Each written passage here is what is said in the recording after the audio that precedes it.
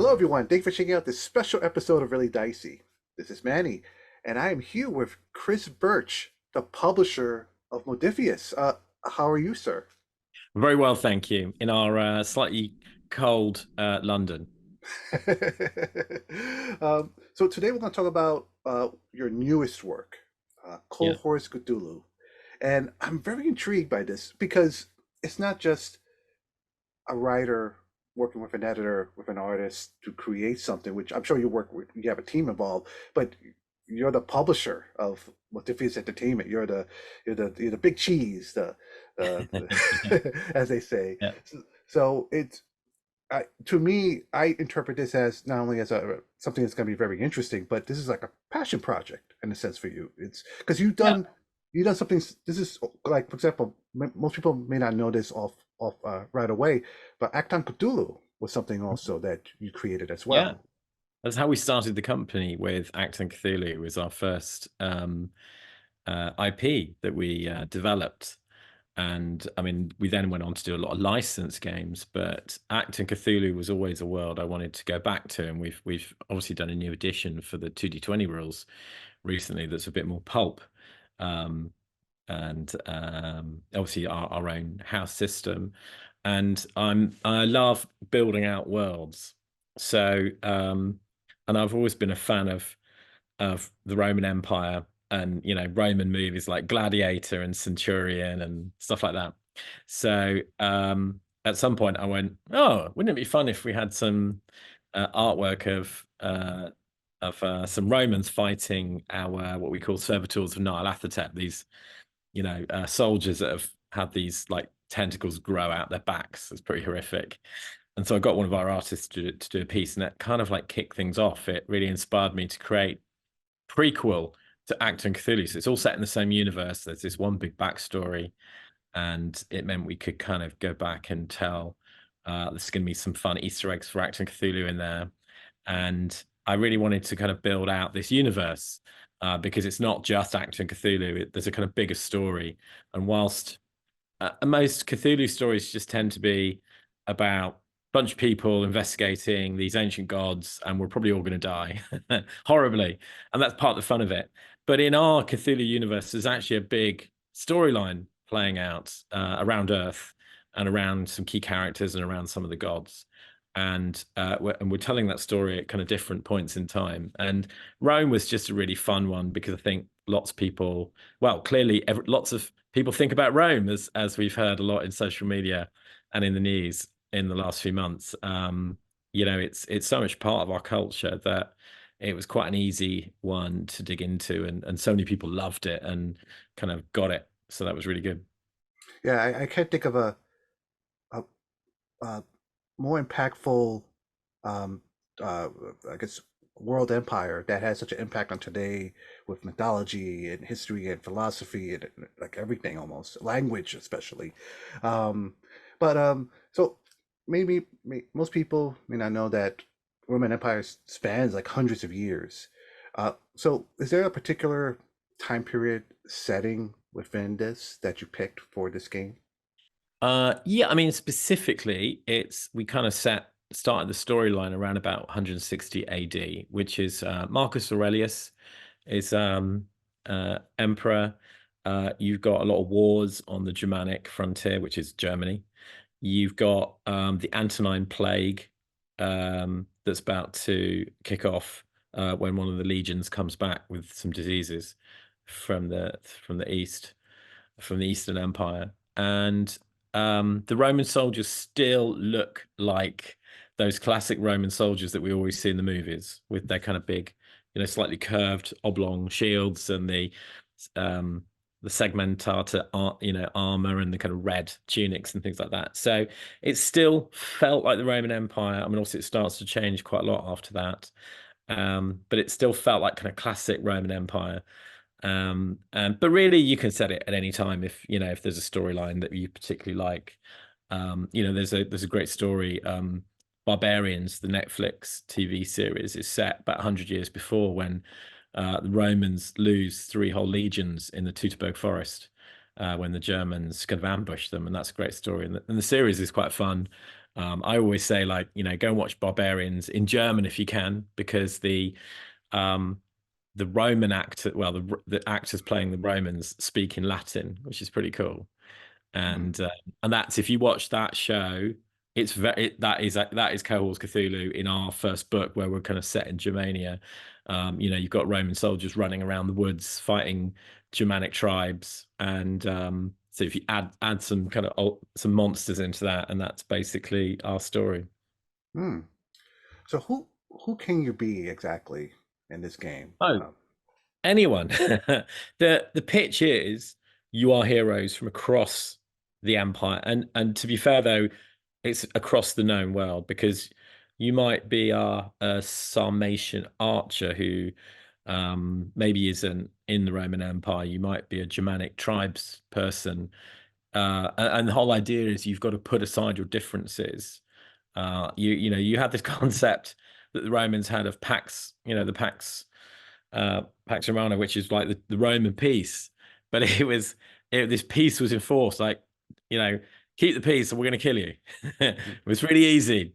Like, don't be an idiot, otherwise we're going to chop your head off. So, obviously, you've got people like the Britons and the Gauls, like tribes who are chafing against the quite brutal rule of the Romans. They did a lot for us, as the Monty Python cast would like to remind us, but they were pretty horrible to everyone who wasn't Roman.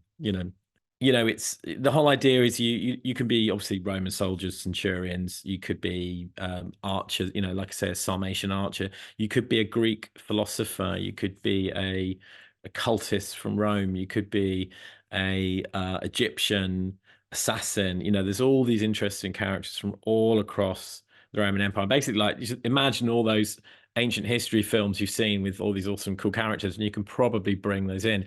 And interestingly, people did travel quite a lot in those times. We've got this little frontier town, and you look at a lot of the evidence, and there were uh, Sarmatian female horse archers on the Hadrian's Wall in Britain. There was a mine of North African miners in Wales around that time. So there's people, because the Roman Empire would bring people with them. They would, they wouldn't, when they raised a legion in, say, Egypt, they wouldn't station them in Egypt. They'd get sent to the other side of the empire, so they wouldn't be tempted to kind of revolt. And so you get these people kind of transplanted to completely bizarre different places, either freezing cold or way too hot. And then lots of people that would come with them, like merchants, from all over, sort of the Middle East and Asia, and also Northern Europe would kind of crisscross, taking their goods. And the goods, it was pretty incredible how much they did mix. There's even a story of a blonde character from Britain coming to Rome as on their own, not because they're a slave, just to visit, and all the Romans being like, kind of, who is this, like little fairy character with like ginger hair or something, kind of turning up. So yeah, you're very much encouraged to be anyone you like, and you also have, the interesting thing about Roman times is they weren't racist. They just didn't like you if you weren't Roman. They didn't care if you were from Africa or from Asia. Well, they did because you weren't Roman, but they didn't care what skin color you were. That Mm. wasn't a thing. And obviously, women had a harder time, but there were lots of cultures that had women soldiers who were very, very tough, especially the in what you call the auxiliaries. So like I mentioned, the Sarmatians, where there was a lot of female archers who would make Legolas look like a stupid idiot who can't get his archery right at school. I mean, and they really were that good, and that they would show up. They literally could shoot better than Legolas, and Legolas that was for special effects. They actually could do this. So there's all sorts of interesting opportunities for people to be different. Mm. So Yeah, just to hit, to add to what you said about racism in during that time period. I think sometimes people forget that part, because I think we get spoiled by movies. Movies, when you yeah, see a lot of actors play women parts, usually they're white, Caucasian. But at that point of time, in that period, in that part of the world, there's just different colors of all sorts of people coming in and out of Yeah, that region. yeah, So it's exactly. And you could earn your place in the Roman Empire. I mean, if you weren't Roman, you'd never be Roman. But you could be a functioning member of society. You could become a citizen. You could get land. You could. I mean, there was a African Roman emperor. I've forgotten his name, but he made his home in York for a while, and a black guy was head of the Roman Empire, and that's amazing when you think about it. At the time, and then we had to go through all that terrible stuff. After sit in the 1,000 years between, it's going to get back to someone being able to be in that position. So that I mean that's one of the things. Obviously, you've got slavery is a big thing, and we do talk about that. It's a bit like with Acton Cthulhu. Obviously, you've got the atrocities. And, we say, look, with slavery, it's a very sensitive subject. You should talk to your group. Because if you go into a Roman house and there are servants, they're probably slaves. Now, they might be quite well treated. They might be badly treated. So you have to determine, like, are we going to spend our sessions freeing slaves and punishing wicked, Romans, or are we going to get on, focus on the story? And like, do you want that to be part of your story? And obviously, it's a very sensitive thing. I mean, me personally, me and my wife were involved in that. We started a charity called Roll versus Evil. So one of our things is combating human trafficking, and we've done a lot of work with that. I've been to Mumbai on a conference, talking about ways to combat it. And there's more people physically in chains now than there ever was in the Roman Empire or the Egyptian Empire. So it's a terrible time, and we actually have a bit in the book that calls out, like, if you actually, this is a thing that is still big. It's bigger now than it ever was in Roman times. So if you care about that, here's how to find out more. But and it's a sensitive subject. Like in any games, there's going to be something that you should talk to your table about. Because maybe some of us know people who've been trafficked, and it's quite a common thing now. let's talk about the rule system. Yeah. How similar or how different is it from Acton Cthulhu or the other 2D20 rule Uh, systems? so it's almost like a twin brother or twin sister to Acton Cthulhu. So we started with that version, and obviously it's a bit different. We've got one of the stats has got a different name, it's like different bearing, gravitas.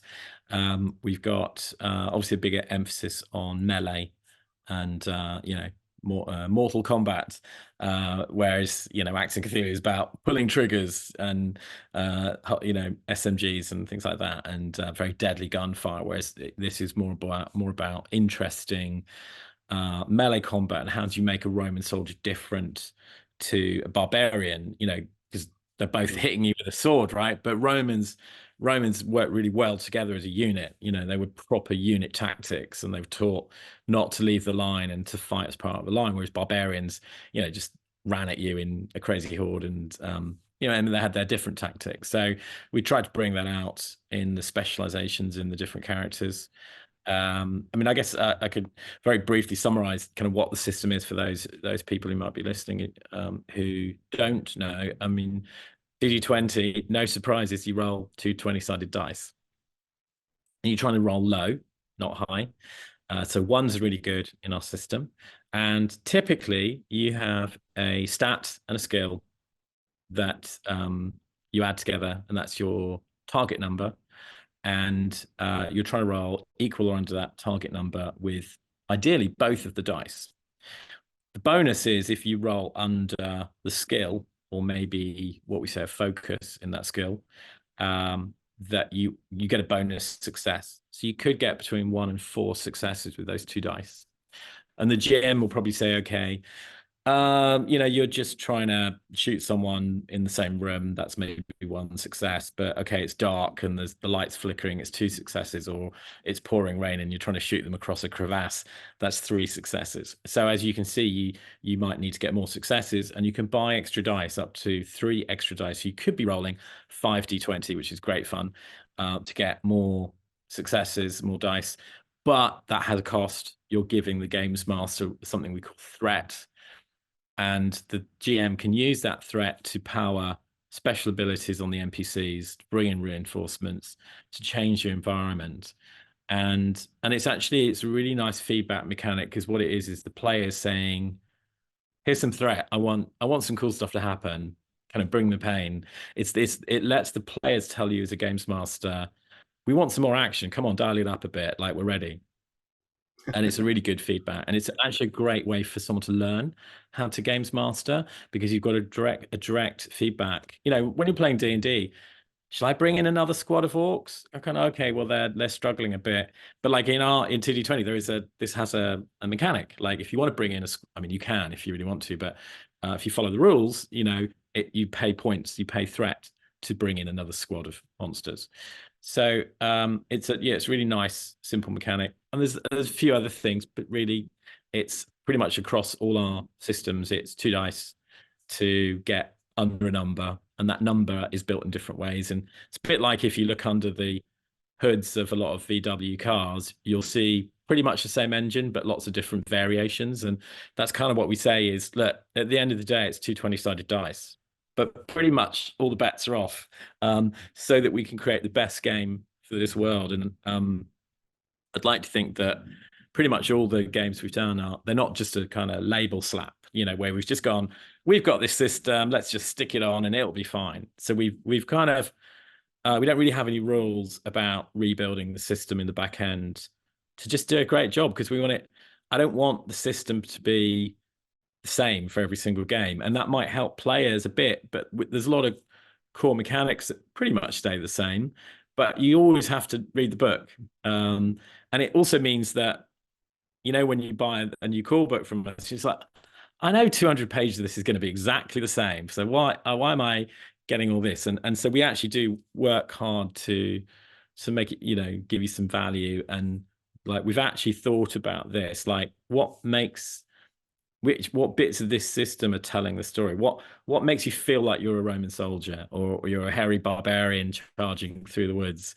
And you can do that in a game. You can have, really fun social combat, which I think is a really good way of doing it. And actually, we did that with Infinity as well. There's like 3 levels of combat. You've got hacking, social. I mean, I remember a scene where there's a street fight going on, and a bunch of guys pile out of a van with machine guns, and this one of the heroes just like shouted at them, like, put your guns down or you're dead. And he rolled so high, they were like, okay, and they all dropped the guns and backed off. And like, you don't need to have. That's what's great. Like, why do we have to keep having gunfights and melee battles when actually you can do quite interesting things? Hmm. So we've worked hard to make the system like that. And Cohors is no different. The magic is a little bit dangerous, a bit like Conan, but it's a bit more pulp. This is very much like action hero Romans. The mythos is dangerous and will kill you, but you can go down fighting with 2 fists. It's definitely, you are the heroes of the story. You are, relatively capable. I think people are going to have a lot of fun with it. You know how Act on Cthulhu, there's Hmm? there's the Game Master's Guide, Player's Guide, and then there's a series of adventure books. So Yeah. do you think we'll be seeing more adventure books or from Yeah, for Cohors Cthulhu? we're mixing up a little bit. So we've got the Germania Adventures book that we included in the Kickstarter, and that is a whole set of adventures set in Germania, but you could set them pretty much anywhere in the edges of the empire, to be honest. Wouldn't be too hard. It also includes some extra information on the Germania frontier, like frontier map, and we're focusing on this town, Lorium. It's a bit like, I've always said, it's a bit like Keep on the Borderlands, that classic D&D adventure where you've got a castle, bit of a community, and you kind of go out from there into the wilderness, and you are in the middle of nowhere. So it's a bit like that. You've got this Roman fort and a bit of a town and a Germanic settlement that kind of rely on each other. And they are literally in the middle of nowhere. They're kind of right out on the frontier. And like, the next fort along the road is ruined. It's, they are really at the edge. And so it's a great place to kind of build out our story. And we've developed a lot of fiction following a lot of the characters that you'll meet in this town.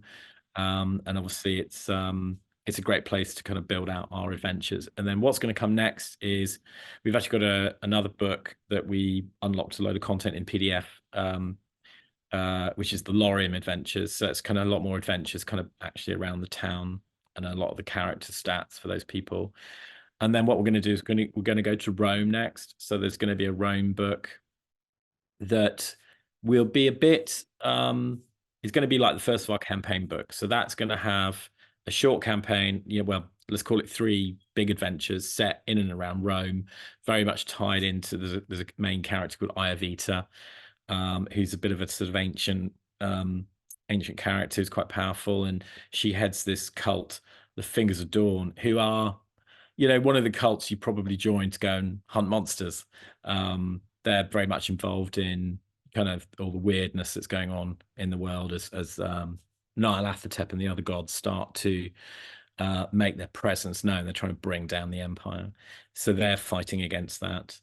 And there'll be a lot of information on Rome as an adventuring place, who's who in the school, school playground, like all the main characters, the places you can go, a map of the city, and interesting features around the city, kind of unusual stories and things that are going on that you could generate plots from. And then there'll be more adventures released around that book, and there'll be more character options as well. Some more creatures. We're going to dig into some of the kind of mythological Roman creatures that will come out a lot more. So that will be, and and that will also advance the kind of meta plot. So there's a bit of a conspiracy that's unveiling in Rome, and then after that we're going to go to Egypt, or Egyptus as they called. And then we're going to be in Britannia, we're going to be in the Eastern Empire. So we've got like a whole storyline that's unfolding gradually through the books.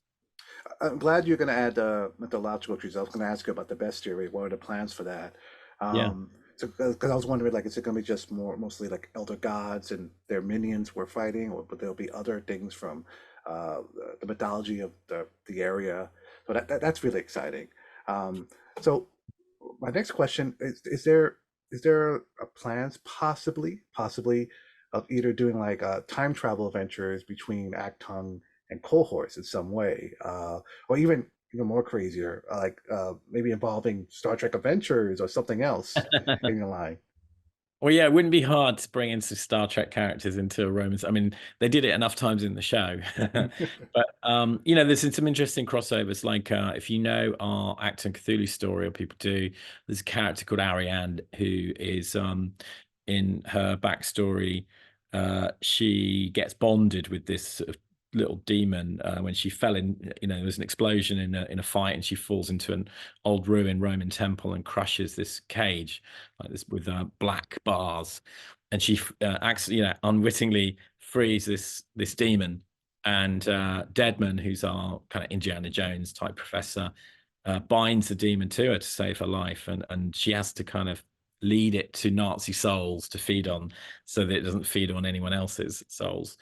And so she's got this kind of like, she's like a bit of a dark hero. But in Cohors Cthulhu, because this will be Normandy, so it's the kind of Gaul area. We're going to be telling the story of how that demon got trapped and what was the story that led up to that. And yeah, I mean, at some point, because the rules are pretty much the same, we're thinking about it'd be quite a fun opportunity, like if you've got some Acton Cthulhu characters, to let them step back in time. Actually, in the Shadows of Atlantis campaign that we did for Acton Cthulhu, there's your characters go back to Atlantis briefly. So there's some already a bit of a kind of support for that. I know it had a successful Kickstarter. Hmm. So is it currently right now the books are being printed and shipped in a future date, and then it'll appear later on at Yeah, the bookkeeping store? we're just building up to put the PDFs out to the backers, so they've got a chance to look at them and help share any errata that they find, because it doesn't matter how many times we look at it, people will always find something. So we'll probably have an errata process for about a month, so people can help share anything they find. And so that'll be the all the books that we've unlocked, and then they'll go to print. And so we're probably looking at fulfilling, I think it was April, May time. We're still on track to fulfill based on what our schedule was on the Kickstarter. I think it was April. And we've got some miniatures coming. There'll be some digital miniatures that we unlock, some STL files for people to print at home. There's a novel that's just being finished off. So I think the last chapter of the novel is being finished. It's got a big finale So that's going to be great. I know you mentioned Gladiator already as an inspiration for this project. For anyone that wants to play but want to get their players pumped up about it, any would you recommend any music, movies, books that will help give them the tone of the game? Well, like I said, the Barbarian series is really good if you want to get a feel for Romans in Germany, or what we call it, Germania. You know, pretty much. I mean, it's 100 years before, but there's no real. You wouldn't see any difference. We actually had there's a character Metellus who's a Roman centurion that we flew to Rome to record with him to do the voiceover for the Kickstarter video, and he was very kind to kind of give us some of his time to return to his role as a Roman centurion. And he told us some great stories of them recording on set. But yeah, that Barbarians is a great show. I'd urge you to watch it in well, it's German and Latin with English subtitles. It's so much more worth it because you hear the German tribe speaking in German and you hear the Romans speaking in Latin. So it was pretty impressive for the actors who had to learn the Latin. And I mean, films like Centurion is really fun. You know, you've got the Centurion who gets involved in an ambush in Britannia and is trying to find the standard that was lost by his father's legion. There's quite a few, you know, films. Obviously, yeah, Gladiator's a great one because you see the Roman soldiers at war. You see the storyline in Rome. Obviously, a lot around the gladiatorial games. Um, Obviously Rome, the series. You see a bit of everything, you know, a lot of the politicking and stuff, which is quite nice. And you know, when you think about Cthulhu stories, it's you kind of look for the interesting, unusual conspiracies that are going on and go, well, why? Maybe there's another reason why they're trying to take over this organization or ambush these soldiers or and it's not hard to kind of put in a kind of strange cult reason for it, as opposed to someone who just wants to take control and steal the money, you know. So if I was running Cohors Cthulhu and you were one of my players, what character would you roll up? Oh, well, probably. I mean, I love the Roman centurion idea.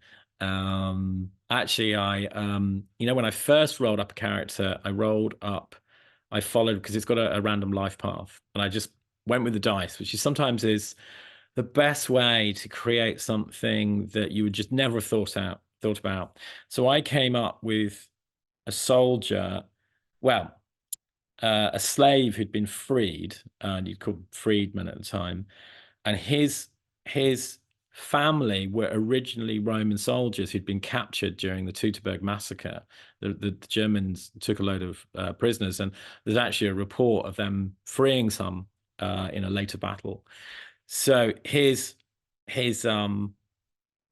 uh great grandfather was a soldier who was captured, and there, you know, then he was the son of his son, and gradually earned his freedom from the Germanic tribe. So he has this great connection to a Germanic tribe who you know, he was obviously a slave to them and earned his freedom, and so now has them as a nice, interesting kind of storyline, and he returns to the Romans, to the Roman culture, and you know, so he's kind of he wants to live in two worlds. You know, he's living both in, you know, he's been brought up pretty much with survivors of this Roman soldiers, kind of training this like their memories of being soldiers into him, but he's, you know, wants to rediscover this culture he came from. Oh wow, that's what an intricate backstory. I love that. Yeah, that all came from a few dice rolls. But it's, you know, it's you've got to let your mind drift and go and let you we our minds make amazing connections because human beings look for connections, which is why we've got so many mad conspiracy theories, because we love making connections with unusual stuff.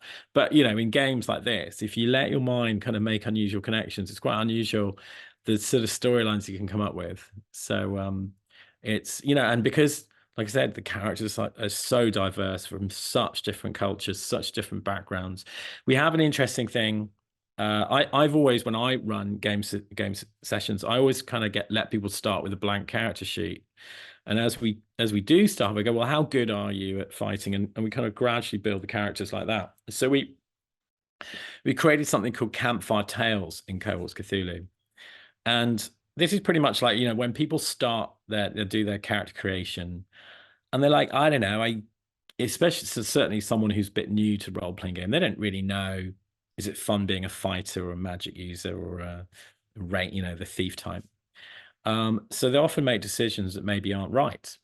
So Campfire Tales is that point in the movie, when the camera pans around the campfire and it's late at night and people are talking.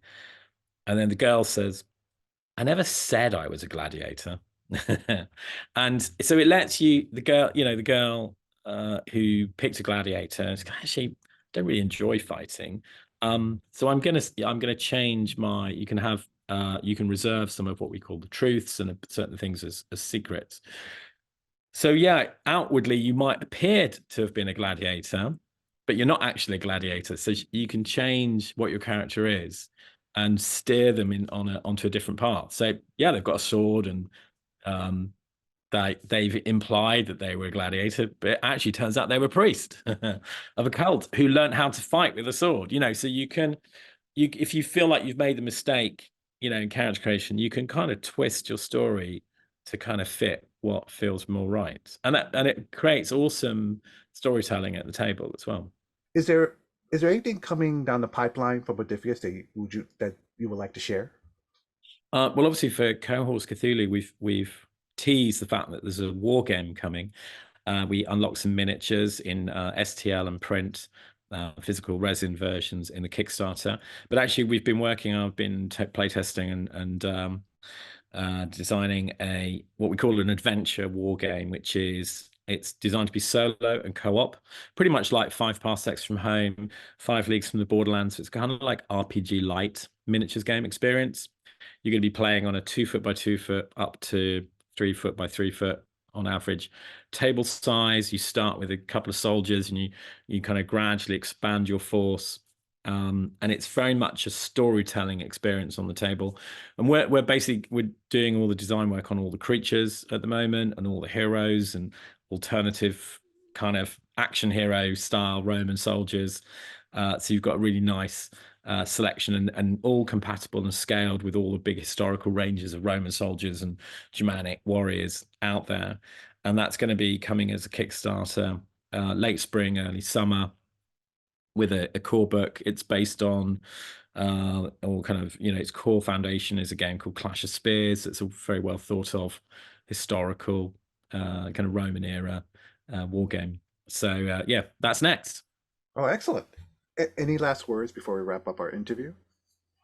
No, I mean, I'd say, I think the great thing with anyone who lives in the West, of course, is that, Rome is such a close thing to us. And it's very easy. Like we don't belabor the history in the books because you've got a gazillion books.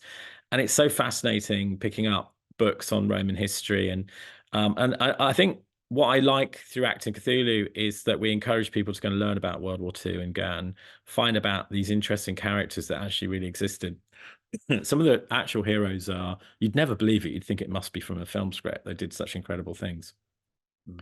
So I do hope that people kind of learn about history. And certainly for me, I mean, I liked Rome, but wow, I went down a rabbit hole, and we've been to Rome a couple of times walking. I mean, it's just incredible when you're walking on these flagstones thinking, wow, this is where it happened. These, couple of thousand years ago, Roman soldiers walked down these streets and emperors and everything. Um, and there's so many great, Mary Beard does a great series of YouTube videos about the fall of the Roman Empire. It's just so much stuff. And it's really interesting. It's not boring historical stuff. It's like, what happened to them? Why did they fall? And there's so much fun stuff to discover, like the battles that they fought and why they were so good and stuff like that. And like I said, it's clearly popular because we keep seeing films and TV series go back to Rome. You've got the new Gladiator 2 film coming. We were lucky to be in Malta and went to see some of the film team, and the set looks incredible. They've built a mini Rome there with the amphitheater and stuff. So it doesn't go away. So I think it's a pretty safe bet if you want to set your campaign in Roman times. Right, excellent. Well, Cohorts Cthulhu, I will put a link in the description below once it's available in some future date, and I'll put it there so anyone can purchase it right away. Uh, Thank you, sir, for taking the time to talk to me about this fascinating work. I can't wait to see it myself. I love. I have to say, I feel like I'm living in a great time for role playing games because I always felt that in '80s, maybe early '90s, a lot of the games, some of the games the research was okay, it was all right. Um, but nowadays with Modiphius and Chaosium and all these other publishers are putting out these great books with so much research behind them. I mean, the Act on Cthulhu books, I'm always learning new things. I thought I knew, right? And I find always this great nuggets of information. Thank you for this, and Yeah, yeah. um, and to our viewers, stay safe out there. Hope you're warm. Have a great day.